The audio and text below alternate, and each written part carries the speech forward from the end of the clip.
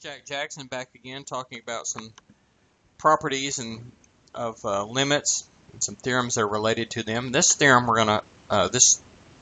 video we're going to talk about the squeeze theorem.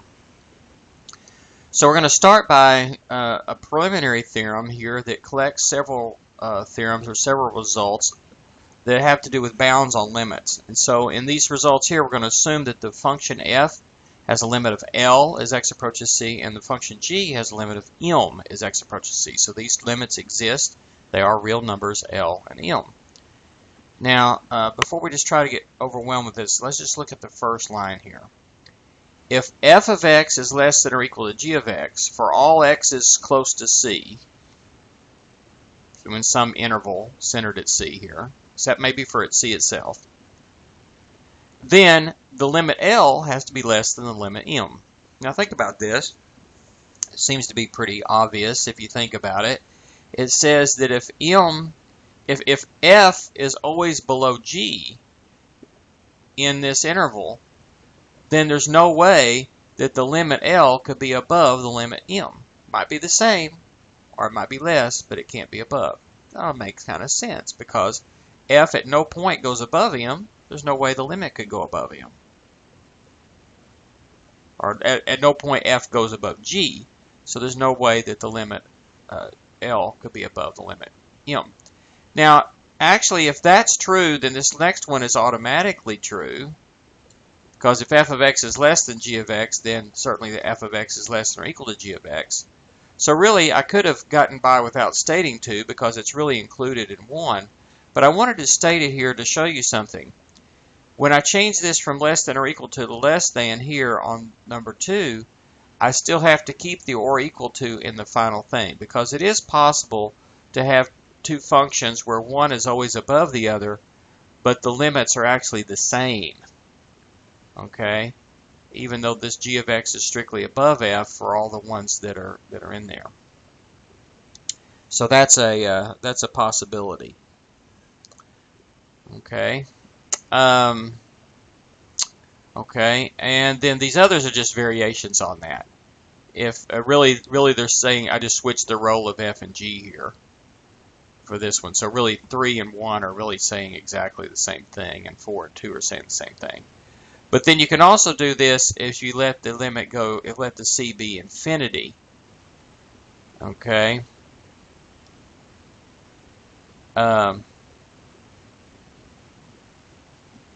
Then yeah, these should be. Let me just do this. Let's do this here. Let's let this go to infinity, positive or negative infinity. Well, let's say infinity.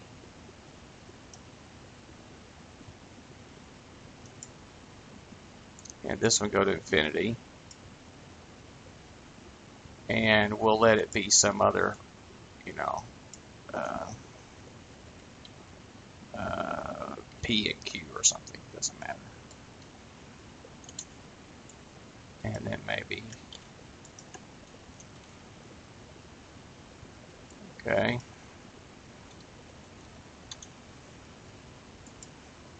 So in the second case here, then we're taking a limit as n goes to infinity. Okay. So actually we're assuming the first line for 1 through 4. We're assuming the second line for 5 and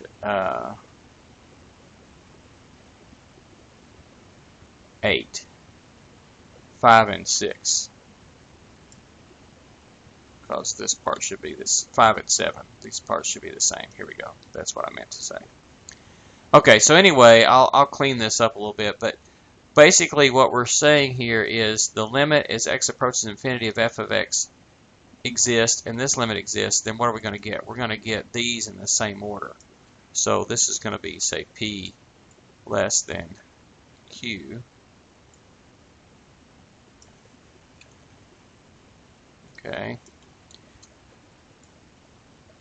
And I'll figure out some letter there too. So what we're having here is, again, if from some point out okay, f of x is less than g of x, okay, it doesn't even have to be true everywhere, just as long as it happens from some point in on to the right, then there's no way the limit of f can be above the limit for g. It has to be less than or equal to the limit that g has. That's what we're saying here.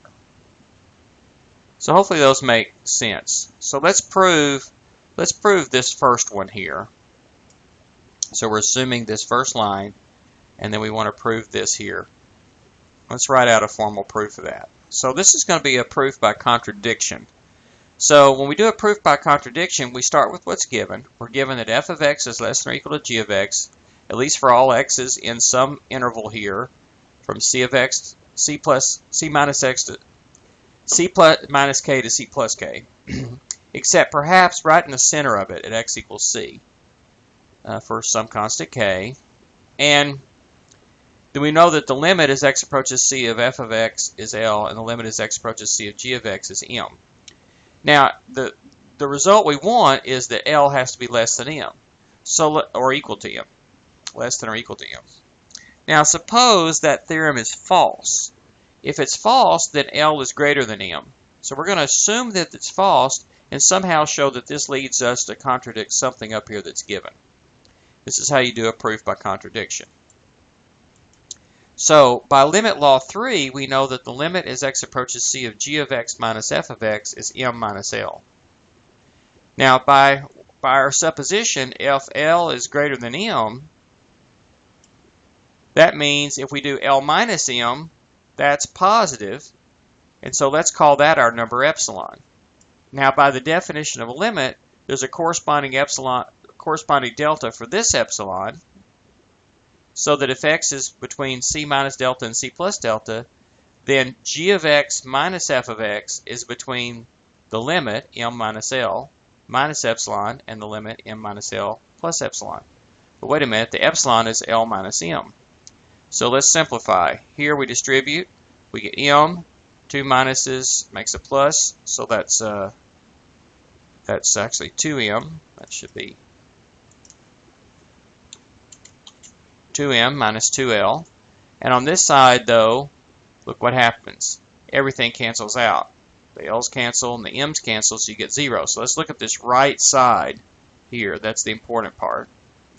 And we look at the right side, then we add f of x to both sides. We see g of x is less than f of x. But wait a minute. Our original hypothesis was that f of x was less than or equal to g of x. Now we got g of x less than f of x for these x's. And that's the same x's we were looking at here. Okay, some x's not, that's a contradiction. So that means the only thing is false is what we supposed right here, that L was greater than M. So what has to be true is that L is actually less than or equal to M. So that's a proof by contradiction. And the other ones can be proved by contradiction in a similar way, or they can appeal to this result here. Now, let's look at something else here. This is the squeeze theorem. The squeeze theorem is pretty important. So suppose this time we have 3 functions, say d, f, and g.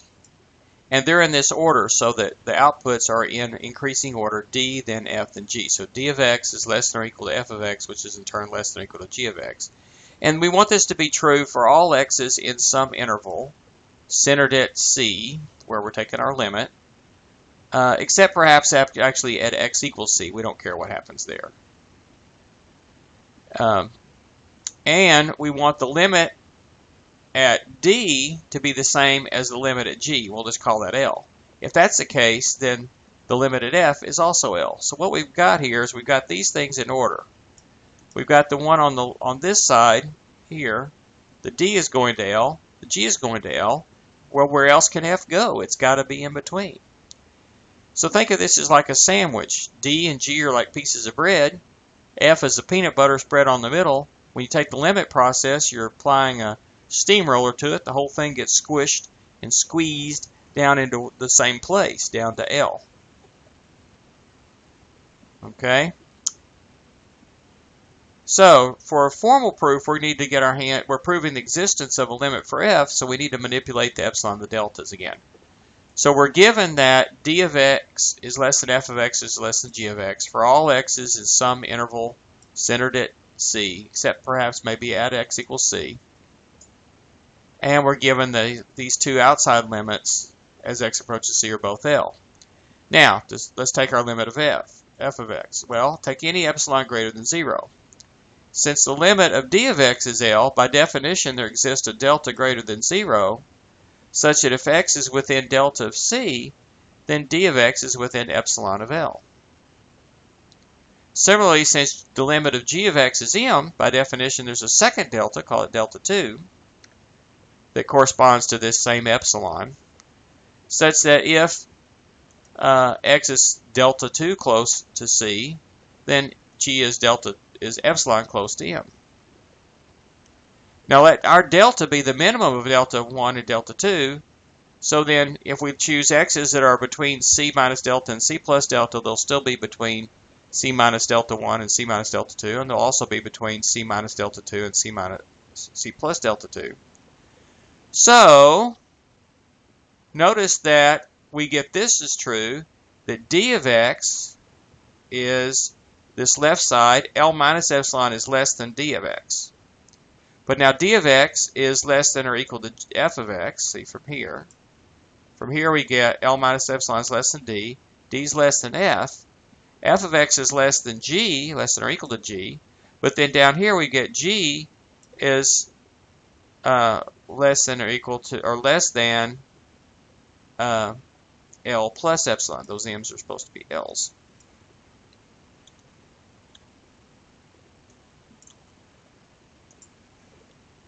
Okay, and so what does that put? That puts f of x in the middle, greater than L minus epsilon, but less than L plus epsilon. And that's exactly what you need. So we show that given any epsilon greater than 0, there is a delta, so that you get this f of x sandwiched between here. So by definition of a limit, the limit of f of x as x approaches c is L. And you can prove these other parts of the squeeze theorem similarly. This one's for a limit as you go to infinity, and this one as you go to minus infinity. It basically says the same thing.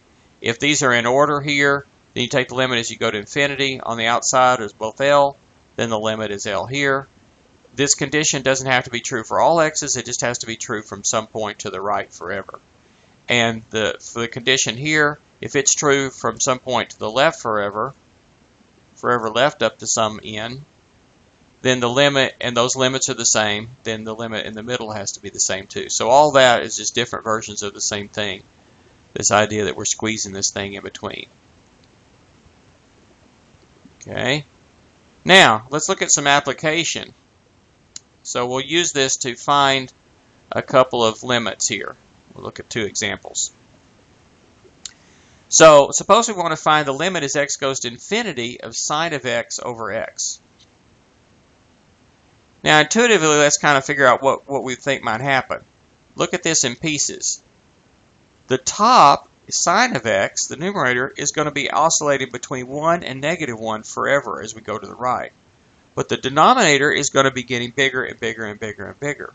Well, if the top stays pretty close to, 0, negative 1, 1, right in that range, but the bottom gets bigger and bigger and bigger and bigger and bigger, then the fraction is getting smaller and smaller and smaller and smaller and smaller, closer and closer to 0. So it looks like that limit ought to be 0. Let's look at it at a graph. Well, here's a graph of it that I constructed in Graphmatica, and notice we have damped oscillation going on. It goes up to 1 here, goes down, not even to just 0.2 something here, then up less, down less, up less, less, less, less. So it's still going up and down forever, but it's doing less and less and less of it. So it looks like that limit on the right side is 0 as we claim. Now to formally prove it, we're going to apply the squeeze theorem. So we know that sine of x oscillates between negative 1 and 1. That's one of the basic facts that we need to remember from our trigonometry or pre-calculus classes. Now, if x is greater than 0, then 1 over x is greater than 0. So we can multiply all three sides of this by the positive number 1 over x, and the inequalities stay going the same direction. Well, 1 over x times negative 1 is negative 1 over x. 1 over x times 1 is 1 over x, and 1 over x times sine x is sine x over x. That gets in the middle of our sandwich, the sine x over x that we're wanting, and notice that the 1 over x and the 1 over x both go to 0. Now you can see the sandwich going on here between the two pieces. So the red one is 1 over x, and the this one down here is minus 1 over x, and you see the graph sandwiched in between there. It never goes above the red graph or below the whatever color that is, purple I guess. But the blue graph is going in between, but also you see the squeezing going on. Both the red and the blue graph, the 1 over x and the minus 1 over x are going to 0. So they're both going to 0 here on the outside, so the sine x over x is squeezed in between, so it's got to go to 0. So all the hypotheses are satisfied for the squeeze theorem, and so the conclusion is the limit of the one in the middle is the same as the limit of the both ones on both sides, which are both 0, and we found and proved our limit that we're looking for. Let's do another one here. This time we're going to let x approach 0, and our new function this time is x squared times sine of 1 over x. Now notice that this is undefined at 0, so if this has a limit, there'll be a hole when x is 0 and y is whatever the limit is. If you plug in 0, the 1 over x part is undefined. Plug in 0, 1 over x is undefined, so this whole thing blows up right there. So we can't use limit law 4. You might be tempted to say, oh, we've got a product, so limit law 4 says the limit of the product is the product of the two limits. Well, that's okay as long as both of these limits exist, but it turns out, of course, this limit right here, the left one is 0, but this right one actually does not have a limit. I think we looked at that one maybe once before, or if not, you might want to look at that one. It's kind of interesting. It actually jumps up and down infinitely many times faster and faster and faster and faster as we get closer and closer to 0. It never settles down to a particular number. So we can't just do it that way. But intuitively we might say that, again, the sine of 1 over x is jumping up and down between 1 and 0, negative 1 and 1, and then the x squared then is getting closer and closer to 0. So even though this one's not really changing size, this one's getting smaller and smaller, so the product ought to go to 0. So we think the limit ought to be 0. Let's see if we can see that in a graph. See if that makes sense. Well, here's the graph of the function. This actually kind of goes out almost like a quadratic on the ends. This looks almost like x squared kind of, and this kind of looks like minus x squared. But in between, we see a lot of going up and down and up and down and up and down. And actually, it's going up and down infinitely many times in between here. And it looks like we have a hole in the graph right there at the origin. It looks like we do have a limit of 0. Now, to prove that or to see it, we can look at the squeeze theorem. Now, x squared is positive or 0, and we know sine of 1 over x is between negative 1 and positive 1. Multiply all three sides by x squared, we get minus x squared is less than or equal to x squared times sine of 1 over x, which is less than x squared. See the red graph up here, the dark red, that's y equals x squared. The blue down here is minus x squared, y equals minus x squared. And the green one is y equals sine of 1 over x. And see, notice it's sandwiched in between there. And notice that we get the squeezing going on, whether we're coming from the left or the right. As we get closer and closer to 0, both x squared and 1 over x squared both go to 0. So the x squared times sine of 1 over x will also go to 0 by the squeeze theorem. And so that proves that that limit is 0. Okay, I think we'll quit there for this video.